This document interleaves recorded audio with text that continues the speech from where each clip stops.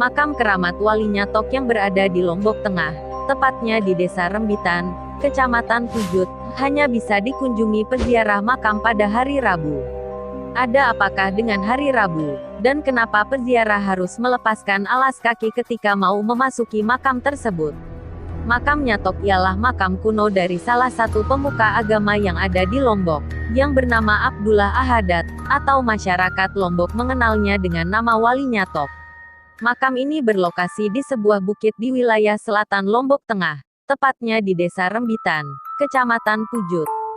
Di dalam komplek makam ini terdapat dua makam inti, yaitu makam utara dan makam selatan. Makam utara merupakan makam sang wali, sedangkan makam selatan ialah makam pengikut setia Wali Nyatok. Makam inti ini dikelilingi oleh pagar atau dolken yang dibuat dari berbagai jenis kayu, seperti kayu timus, kayu kunyit, kayu Tanjung Gunung, dan ipil yang panjangnya antara 1,5 meter sampai 2 meter, sedangkan ujung dari pagar kayu ada yang dibuat runcing dan ada yang tidak. Selain kedua makam inti, di kawasan makam ini juga terdapat bangunan gedeng dan sebuah kolam. Gedeng ialah tempat pertemuan. Dalam komplek ini terdapat dua bangunan gedeng yang diperkirakan usianya sama dengan Masjid Kuno Rembitan, yaitu Gedeng Daya dan Gedeng Lauk. Gedeng Daya hanya boleh ditempati oleh peziarah laki-laki, sedangkan Gedeng Lauk digunakan oleh peziarah perempuan. Kedua gedeng tersebut berbentuk persegi empat di mana bangunannya tidak lurus menghadap ke arah barat, melainkan agak sedikit miring ke kanan. Walaupun tidak lurus mengarah ke kiblat, tetapi lebih mendekati ke arah tersebut, sehingga selain digunakan sebagai tempat beristirahat, gedeng dapat pula digunakan sebagai tempat sholat bagi peziarah, berzikir maupun tahlilan. Di sebelah kanan Gedeng Daya yang bertepatan dengan depan pintu masuk makam, terdapat sebuah kolam kering terbuat dari batu andesit atau batu kali dengan kedalaman 1,9 meter dan berdiameter 3,5 meter. Kolam tersebut memiliki 5 anak tangga untuk turun ke bawah.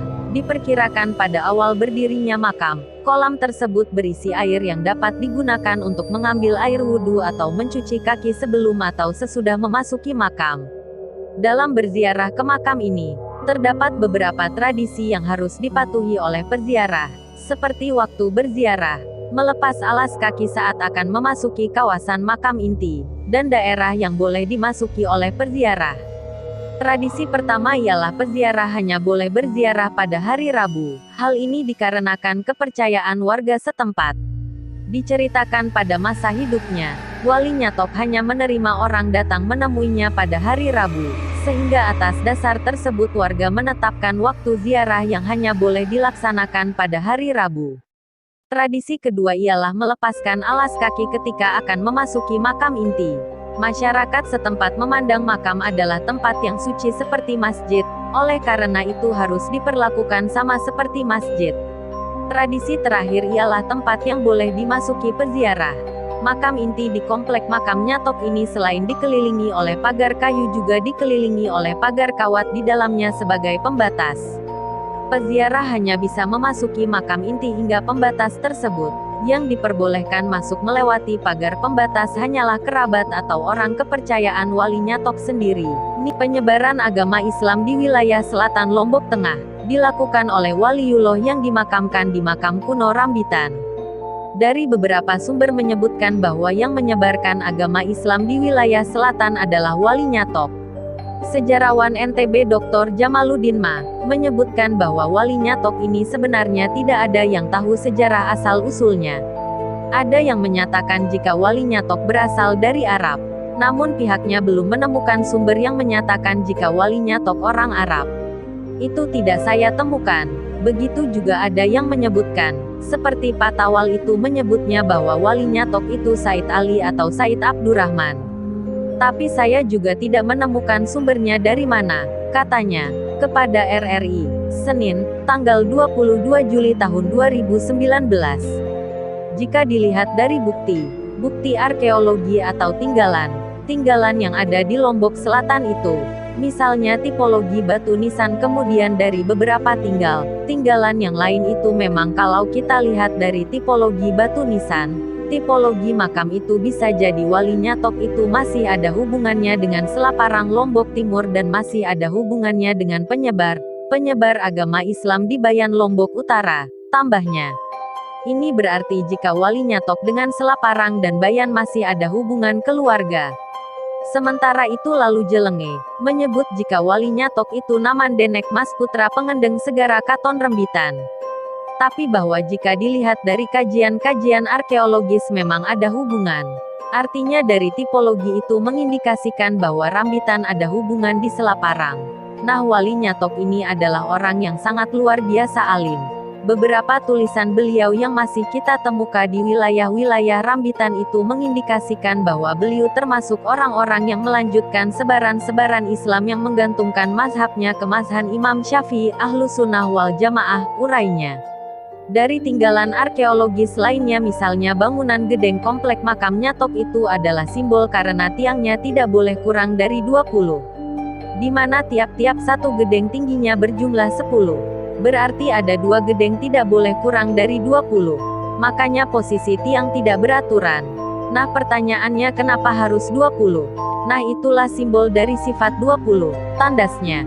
Yang sangat menarik dari Wali Nyatok ini kata Jamaluddin, yakni beliau adalah orang yang sangat luar biasa dalam berdakwah.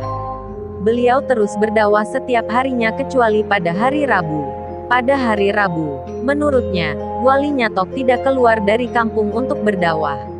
Maka beliau selalu bilang pada murid-muridnya, siapa yang mau berziarah kepadaku maka datanglah pada hari Rabu. Karena apa? Karena pada hari lainnya mulai hari Kamis hingga Selasa beliau tidak ada di tempat.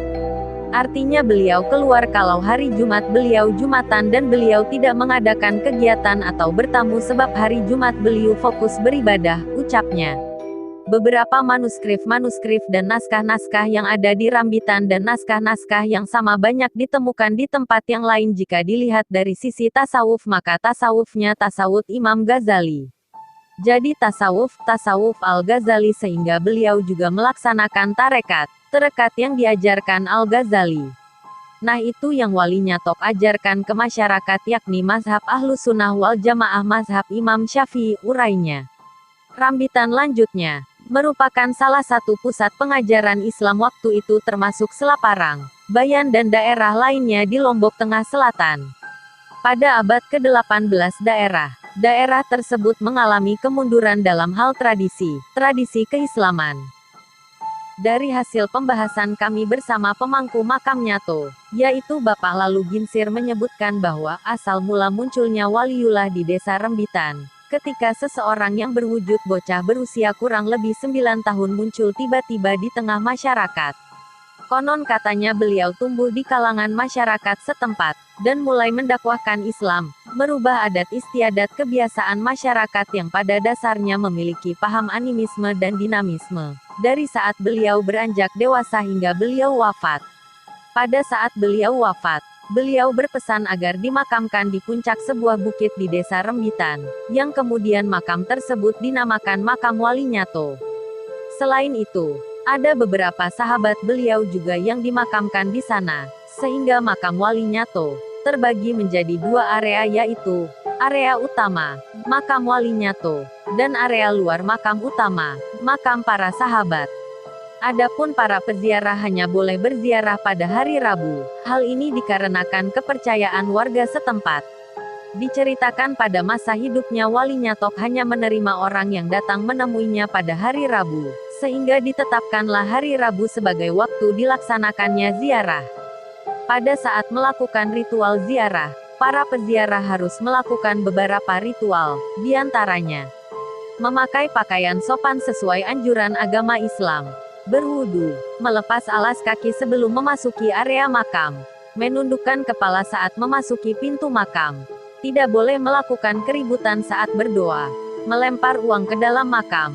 Bagi peziarah yang mau, tidak ada tujuan apa-apa melainkan bentuk sedekah kepada pengelola makam agar kelestarian makam tetap terjaga.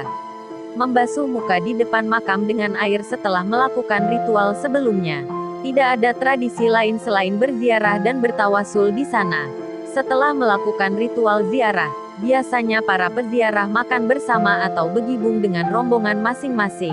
Hal ini dilakukan karena sudah menjadi tradisi dan dipercaya bahwa roh dari Wali Nyato ikut berkumpul bersama mereka. Adapun beberapa peninggalan Wali Nyato, diantaranya Gedeng Lauk dan Gedeng Daye. Gedeng Lauk untuk peziarah perempuan, dan Gedeng Daye untuk peziarah laki-laki. Ini seperti sebuah bangunan beratapkan ilalang yang mana bangunan ini sebagai tempat singgah para peziarah. Kelotok merupakan sebuah benda berbentuk lonceng yang mirip seperti kalung sapi. Biasanya, kelotok ini dijadikan sebagai obat untuk anak-anak yang dari kecil belum bisa berbicara atau berjalan. Caranya adalah dengan meminum air dari hasil pembersihan kelotok, dan ritual ini dilakukan pada bulan Maulid sekaligus waktu pembersihan semua peninggalan Wali Nyato. Masjid kuno Rembitan ini merupakan kediaman Wali Nyato semasa beliau hidup dan saat ini dijadikan sebagai tempat penyimpanan benda-benda peninggalan beliau.